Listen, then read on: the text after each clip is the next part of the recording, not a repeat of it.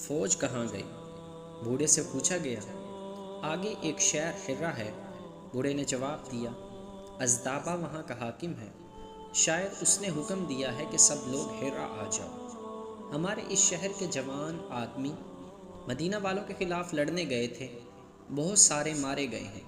وہ جو بچ کر آ گئے تھے وہ حرہ چلے گئے ہیں، پیچھے بوڑھے، عورتیں اور بچے رہ گئے تھے۔ یہاں کے سب لوگ خالد بن ولید سے ڈرتے ہیں۔ ہمارے بھاگ کر آنے والے جوانوں نے لوگوں کو اور زیادہ ڈرا دیا۔ وہ کہتے تھے کہ مسلمان خون کا دریا بہا دیتے ہیں اور وہ ادھر آ رہے ہیں۔ سب بھاگ گئے ہیں، میں نہیں بھاگ سکا، میں تو اٹھ بھی نہیں سکتا۔ وہ مجھے مرنے کے لیے چھوڑ گئے ہیں۔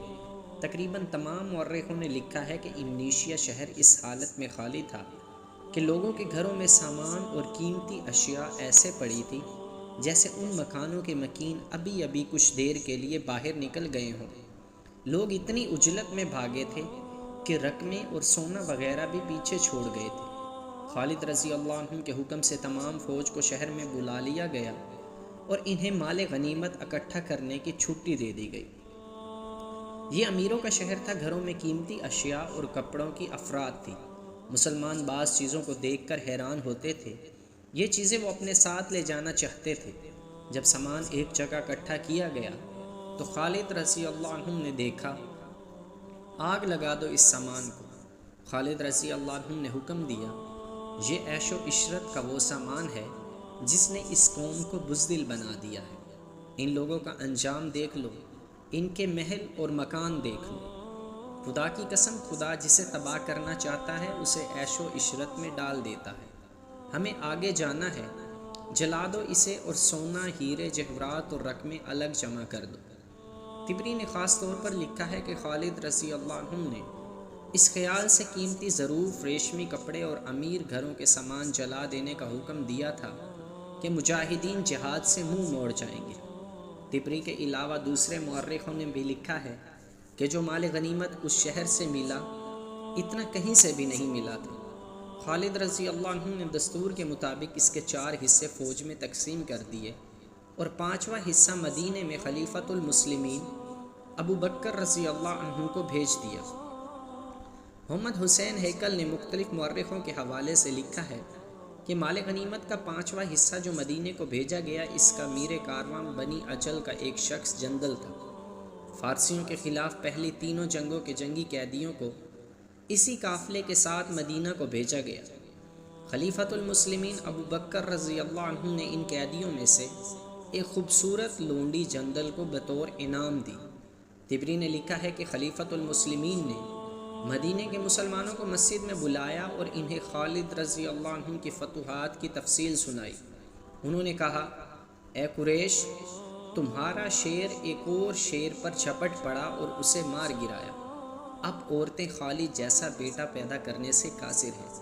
ولید کے بیٹے مثنہ بن حارثہ نے خالد رضی اللہ عنہ سے کہا، آگے فارس کی شہنشاہی کا ایک اور بڑا شہر حرہ ہے، اسے تو فارس کا ہیرا سمجھا جاتا ہے۔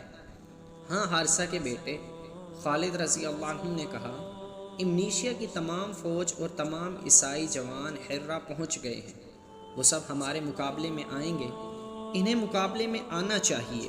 مدائن کی کیا خبر ہے؟ آج ہی میرا ایک جاسوس واپس آیا ہے، مثنہ نے کہا۔ وہ بتاتا ہے کہ مدائن میں مایوسی پھیلی ہوئی ہے، کسریٰ کے محل میں ماتم ہو رہا ہے۔ اچھی خبر یہ ہے کہ وہاں سے اب فوج کا کوئی دستہ نہیں آئے گا۔ کیا یہ لوگ اب بھی نہیں سمجھے کہ تخت و تاج اور خزانے طاقت نہیں ہوتے کہ مسلمانوں سے بچا لیں؟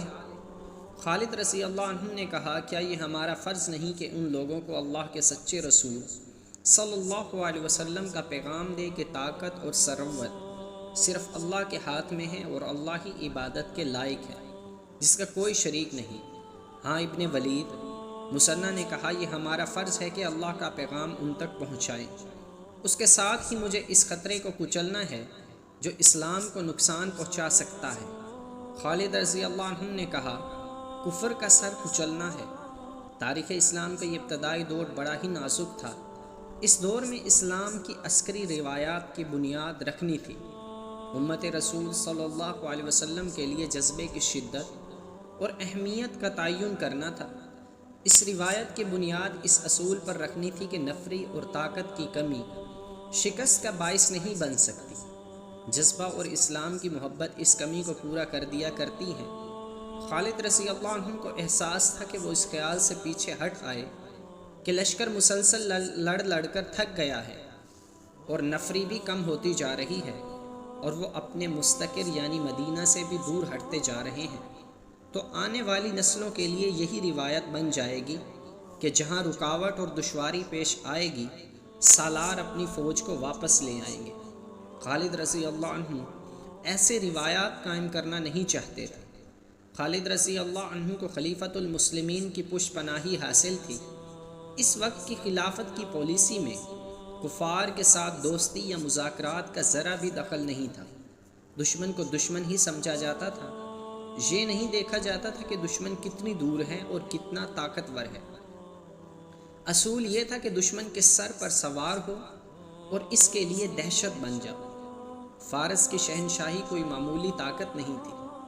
خالد رضی اللہ عنہ نے اتنی بڑی طاقت کے پیٹ میں جا کر بھی پیچھے ہٹنے کی نہ سوچی۔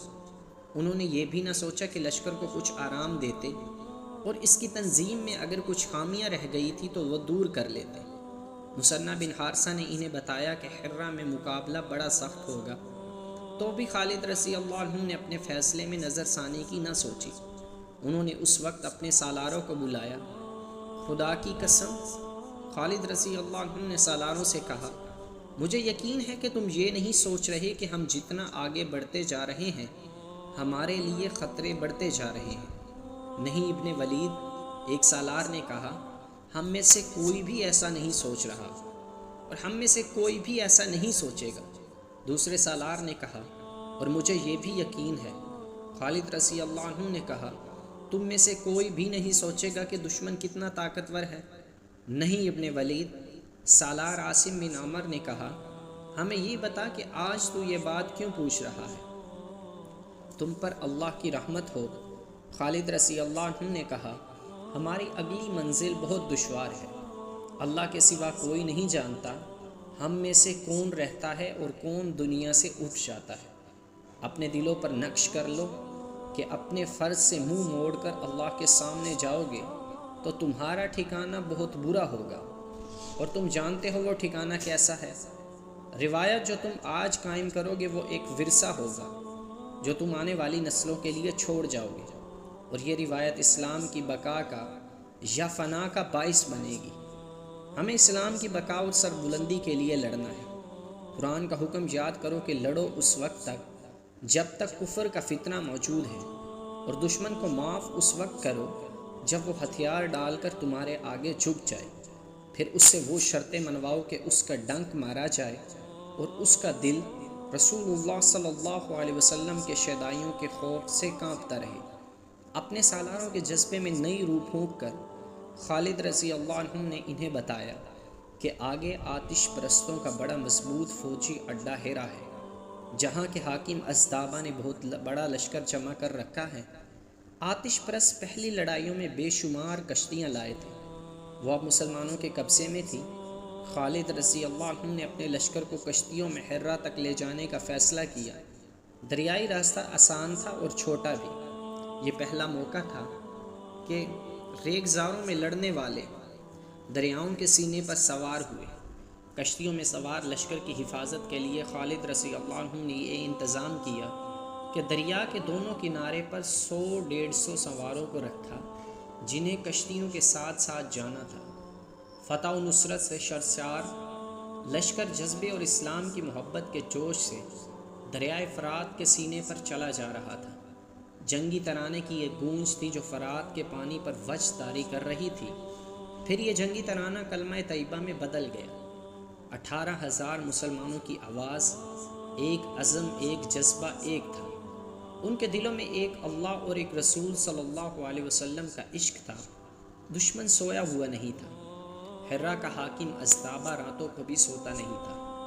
حرہ میں یہ خبر نہیں پہنچنے دی گئی کہ شہنشاہ فارس اردشیر مر گیا ہے۔